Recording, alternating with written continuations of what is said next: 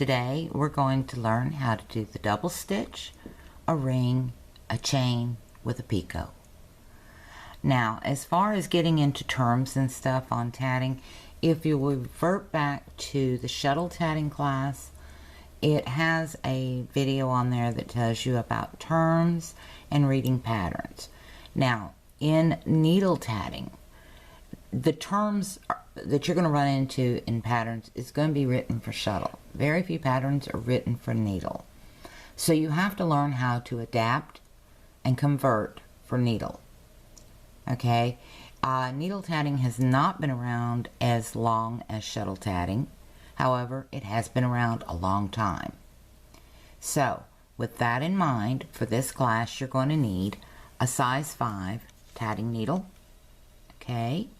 You're going to need your thread, which is size 10, and I would start with a size 10 crochet cotton. Reason for that, you're going to make mistakes. You are going to waste thread, and the crochet cotton, you get a lot of bang for your buck. This is Aunt Lydia's, okay, and it's the crochet cotton number 10. It is gas singed and mercerized, just like regular tatting thread. The difference is this is a 3-ply. Tatting thread is a 6-ply. A 6-ply cordonette. So remember that. It prevents you from having to starch so much and having to block your tatting. If you use actual tatting thread when you're done, it's stiff already. Now, unless you want it molded into a shape, you don't need to do anything to it. Okay? But with the crochet cotton, you're going to have to stiffen it yourself because it's not as stout of a thread. It's only 3 plies. Okay? So, with that thought in mind, let's learn how to thread our needle. Alright, first and foremost, here is the eye of the needle. What we want to do is take our gum floss threader, you see it? And we're going to fold it like this up close. And we're going to run that floss threader through the eye. Okay, once you get it through the eye, don't let it go all the way through. Drop your tatting thread down through that loop, just like that. Then pull. Now this is a tug. This is where the floss threaders come in handy. If you were using the Handy Hands needle threader to put this thread in, guess what you've got? A broken threader. Whereas the floss threaders did it. It was a little bit of a tug, but we got it through. So, and it didn't break. See, it did not break the floss threader. So they're durable. So grab you some floss threaders to thread your needles. Now, the next thing, after you get the needle threaded, let me pull some thread off the ball and get the ball out of the way. Alright? First thing we want to learn how to do is to make a ring. A standard ring that needle tatters will use. We're going to make us a tail here on the end. 12 to 18 inches is a good measurement if you're doing a doily or something, but for class purposes 6 to 8 inches is perfect. Okay, so we've got our needle threaded. Next thing we do, take the needle in our hand. Now if you're a lefty, take the needle in your hand.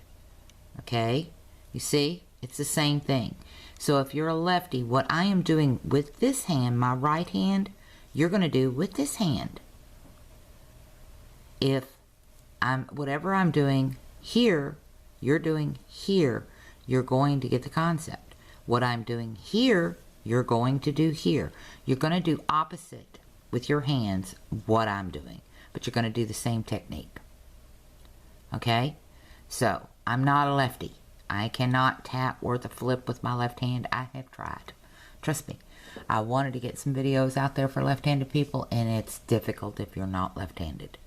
So, on that note, the next thing we're going to do, you see how I'm holding this needle?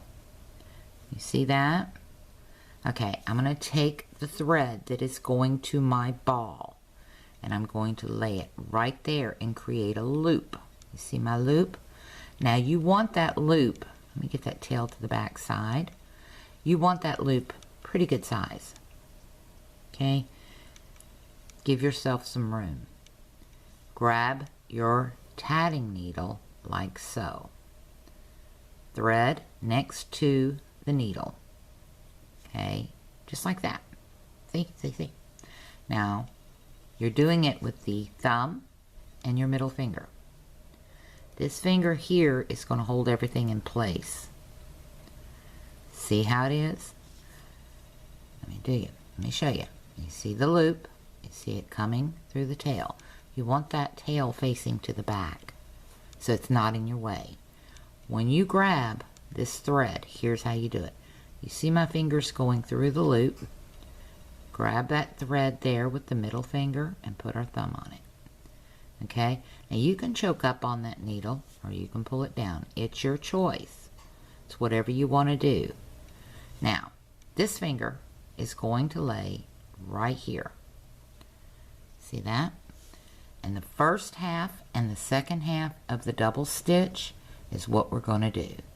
The double stitch is the only stitch that is done in tatting. It's how you manipulate that double stitch to achieve what you want to do. Alright, so to do the first half of that double stitch, we've got our thread, we've got our needle, we're ready.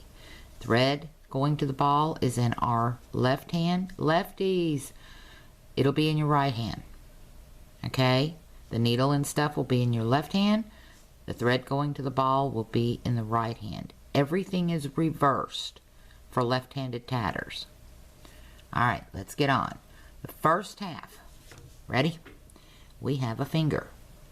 That finger's going to go under that thread, loop it around like that. Let's do that again.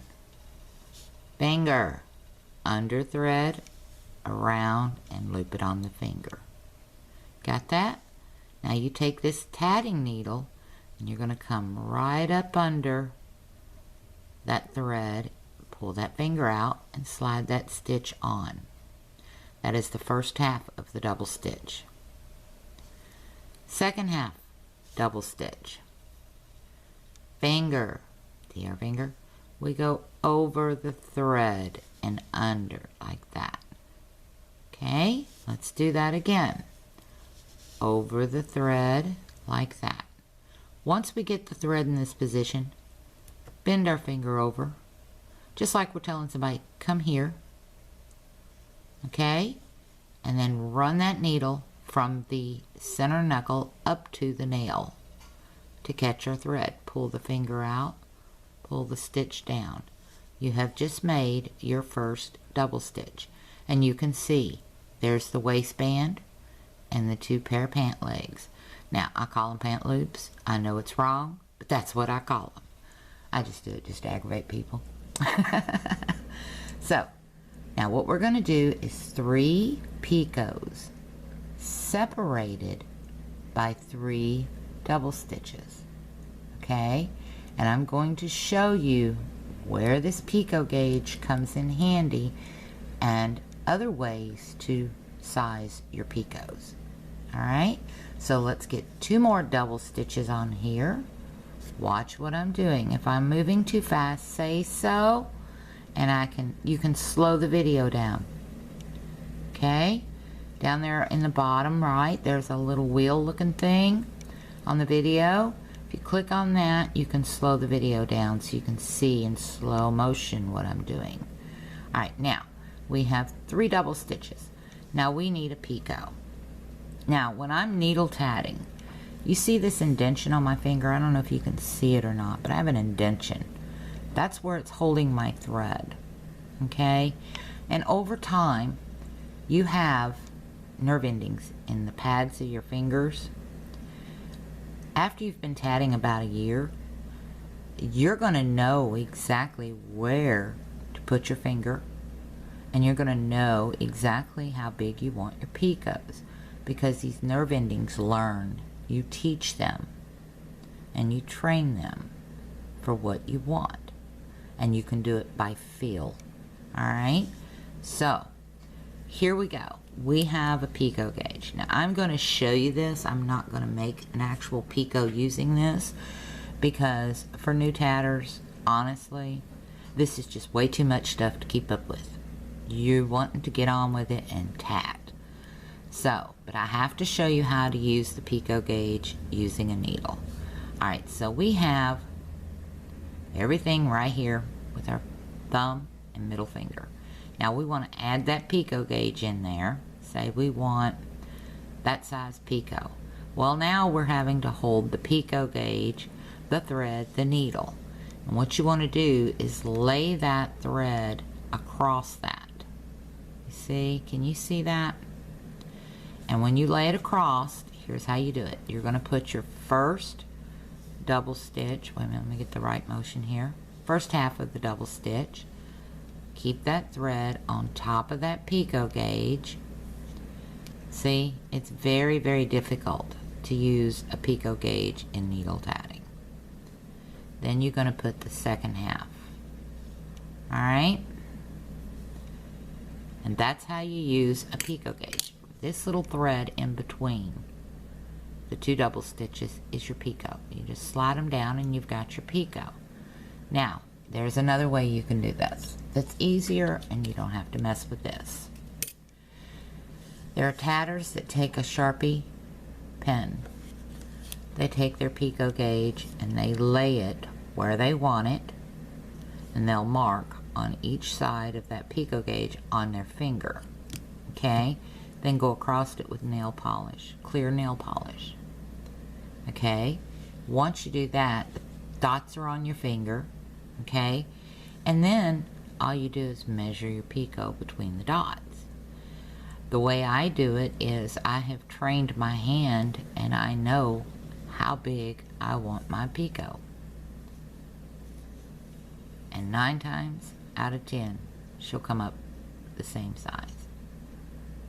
Okay? And remember, your Picos will give. If you're off just by a hair, you can pull them back out. Alright? So that's the ways that I know of to do a Pico. Okay?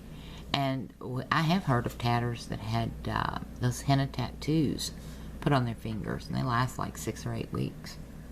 So I don't know how much they cost, but I just used eyeball and do it. So let's get our Pico in.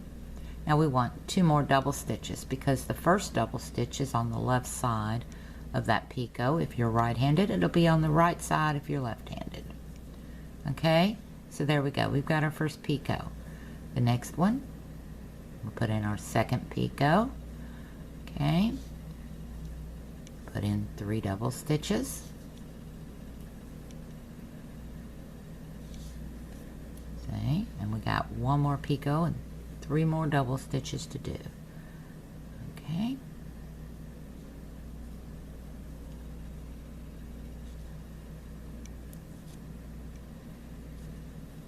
There we go. We have 3 Picos separated by 3 double stitches, or 3 double stitches separated by 3 Pico. The terms are the same. It's the way you achieve it. Okay, go back into the shuttle tatting class videos and look up how to read patterns. It will tell you. Alright, so let's get on with it. Here we go. We have our stitches, we have our loop, we have our tail. Now that tail has worked its way to the front, which it will. You can roll, hold your stitches, roll your needle back and forth in there. It's fine. It's not going to do nothing. But you want that tail to stay in the back, alright? You don't want it towards the front because it'll get caught up. Alright? Now, we're going to pull them stitches off. To do that, this is our ball thread. Want that out of the way. You see this loop? See that little finger? Put that little finger in that loop and keep it closed. Slide those stitches off. Okay? Now when you've pulled and you're starting to pull back here on your finger, go ahead and grab the tail thread. You may have to hunt for it, but pull that tail thread out. Once you pull the tail thread out, you see the loop on the pinky? Run the needle up through it. Okay? Once you do that, start closing that ring. Once the ring is closed, You see the position of the ring? We're going to loop that thread around that pinky, and we're going to tie off. This is also called tying a knot. What you do is you come from, let me show you that again. You're going to come across the thread to the back side, run it up through, okay? And what I do to save a step is I go ahead and reverse my work before I bring that knot down. What that means is I turn my piece over so that everything's laying right and that knot slides down there like so. And you can't really tell it. If you leave it this way, it'll leave a little humpty here, okay? So that's a little trick that I just learned on my own. Plus, if you do it this way, you've saved a step because it puts your working thread, which is the ball thread, in the right position for your next element, the chain. So here we go. Now the chain is just going to be 6 double stitches. Alright, so we're going to put 1, 2, 3, 4,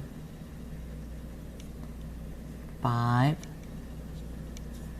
and 6. There you have it. We've got our 6 double stitches. Now the chain, you just pull it through. You don't have to go through your loop. Okay? So pull the thread through. Now you see it's like it's straight. You want to pull it tight to pop that chain. And there you have it. Now, same deal. You're going to tie your knot, okay, over, across, and under. Get ready. We're going to rotate our work, flip our work, or reverse our work. That's the term. You'll hear all that, okay? And pull it down. And your working thread that's going to the ball is in position for your needle to lay next to it to start the next ring. Okay? So, there you go. You've learned the double stitch, a ring, and a chain. This ring here is called a self-closing mock ring. It is the standard ring that needle tatters use. In the next video, I am going to show you how to do a true ring off the ball, okay? And then after that, I'm going to show you how to do a true ring and a chain so you can continue on. Okay? So, until the next video, I hope you've learned something here. Thank you so much for watching. Have a wonderful day and happy tatting.